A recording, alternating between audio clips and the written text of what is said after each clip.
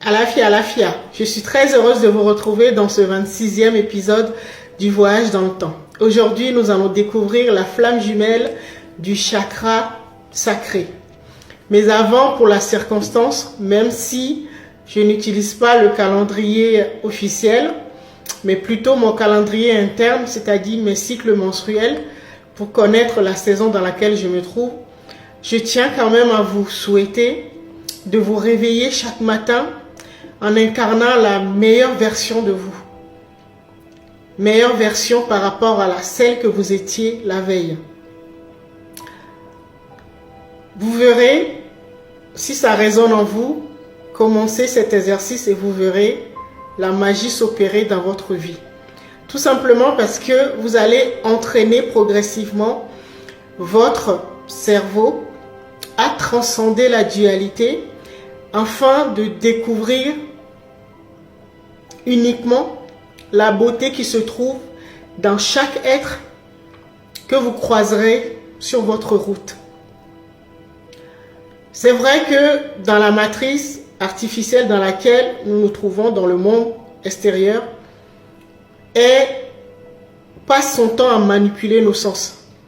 Et donc, quand nous tombons dans les émotions basses, je vous avais déjà expliqué ça, par exemple la colère ou la frustration, une personne qui nous énerve, eh ben, nous ne pouvons pas voir ou percevoir la beauté ou la richesse ou le super pouvoir, la capacité que porte la personne. Je vous avais déjà expliqué ça. Et donc, quand vous vous réveillez, si vous prenez l'habitude de vous endormir tous les soirs avec cette vérité et de vous réveiller tous les matins avec la certitude que là, vous incarnez la meilleure version de vous, meilleure par rapport à la veille, vous porterez l'énergie qui vous aidera à percevoir uniquement la beauté, la richesse chez les autres. D'accord? Voilà. Alors, on va faire un petit résumé de l'épisode 25 où nous avons vu que ce que nous appelons maladie était en fait une bénédiction et que les signes qui montraient que notre chakra sacré était déséquilibré, on les a énumérés. Donc, allez voir l'épisode 25, c'est en 2 parties, 2 vidéos. Je vais rajouter également tout ce qui concerne la frigidité chez les hommes comme chez les femmes, mais surtout chez les femmes. Tout ce qui concerne également les dérèglements hormonaux, c'est-à-dire les règles qui viennent plus tôt ou plus tard. Ce qu'on appelle également la ménopause était en fait une bénédiction, tout simplement parce que c'était le signe que la source, c'est-à-dire l'amour que vous êtes, votre soi supérieur, a guéri ou a débloqué votre chakra sacré, c'est-à-dire votre utérus ou votre prostate pour les hommes. D'accord? Rappelez-vous, la pensée est créatrice et donc vos croyances, nos croyances créent notre réalité. D'accord? Alors, si ces dérèglements, vous les considérez, vous croyez que ce sont des maladies, donc vont vous handicaper, et bien toute votre réalité sera créée en fonction de cette croyance. D'accord? Mais si ce que je vous dis résonne en vous et que vous savez que maintenant en fait, si vous vous faites l'expérience de ce qu'on appelle des règlements, ce qu'on considère comme des maladies, et en fait que la source vous a guéri votre chakra sacré, vous allez vous dire, ok, votre réalité sera créée d'une autre manière. D'accord? Si on prend l'exemple de la ménopause, par exemple, chez les femmes, vers 40 ans, la matrice a manipulé nos sens et nous fait croire que là, on ne peut plus avoir d'enfants. Alors qu'au contraire, ça veut dire que c'est le moment. Ça veut dire que vous avez renoué avec votre matrice divine, c'est-à-dire votre utérus divin. Et que maintenant, vous êtes capable de faire descendre des divinités dans votre réalité. C'est ça la pensée créatrice. Donc, choisissez bien vos croyances. Si celle que je vous donne vous résonne en vous, essayez, vous verrez. D'accord? Alors, la flamme jumelle du chakra sacré, c'est le chakra de la vision, c'est-à-dire le chakra numéro 6. Et vous allez comprendre pourquoi. Tout simplement parce que, comme je vous expliquais dans les précédents épisodes,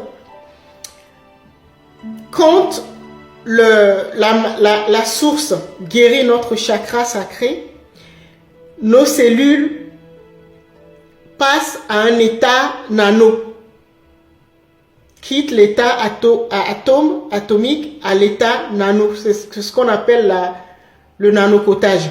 D'accord? Et donc, c'est ça qui nous permet d'avoir l'énergie nécessaire, puisque le chakra numéro 2 est le chakra, la banque énergétique.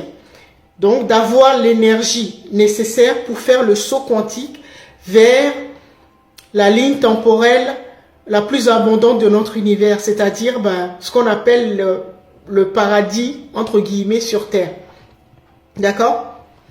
Et donc, si vous faites le saut quantique pour aller vers la destination de vos rêves, c'est-à-dire votre conception de ce qu'on appelle le paradis sur Terre, c'est-à-dire l'âge d'or, vous avez besoin du chakra qui gère la vision d'ensemble, c'est-à-dire le chakra numéro 6, le chakra de la vision, pour identifier la ligne temporelle à laquelle vous voulez vous rendre. D'accord? C'est juste pour ça. D'accord? Alors, on a également vu que le chakra sacré, c'était le super héros correspondant, c'était Wonder Woman, donc l'Amazone en nous, donc la Sekhmet, la déesse lionne, et sa flamme jumelle, le chakra de la vision, et c'est ce qu'on appelle le dieu Horus, c'est-à-dire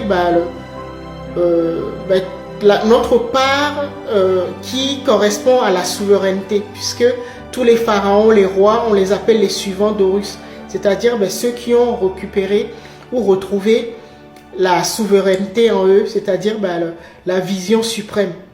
D'accord? Donc, votre féminin sacré correspond à ce qu'on appelle Sekhmet, la déesse Sekhmet, l'Amazone ou Wonder Woman, et sa polarité masculine, c'est-à-dire votre masculin sacré, correspond à ce qu'on appelle le dieu Horus, c'est-à-dire notre Christ intérieur, c'est-à-dire notre double en fait, notre double quantique, l'équivalent de notre double quantique. D'accord? Parce que Horus est une version améliorée de son père, c'est-à-dire Osiris, qui correspond au chakra racine, le chakra numéro 1. Et Sekhmet ou Wonder Woman correspond, c'est-à-dire le chakra numéro 2, correspond à une version améliorée de sa maman, c'est-à-dire Isis, le chakra du plexus solaire. C'est une manière, en fait, d'illustrer cet enseignement un peu complexe, d'accord? Donc, vous avez compris. Les enfants, nos enfants, c'est-à-dire les nouveaux potentiels, sont les enfants que nous mettons au monde, sont des versions améliorées de nous, d'accord? Et donc, Sekhmet, Wonder Woman et Horus nous permettent d'avoir l'énergie nécessaire pour faire ce saut quantique vers le paradis terrestre, la ligne temporelle où nous voulons nous rendre. D'accord? Mais pour ça, vous aurez besoin d'accompagnement si vous n'y arrivez pas. Donc, ne vous inquiétez pas. Pensez à tout cela. Écoutez plusieurs fois la vidéo s'il le faut. Enregistrez-la. Mais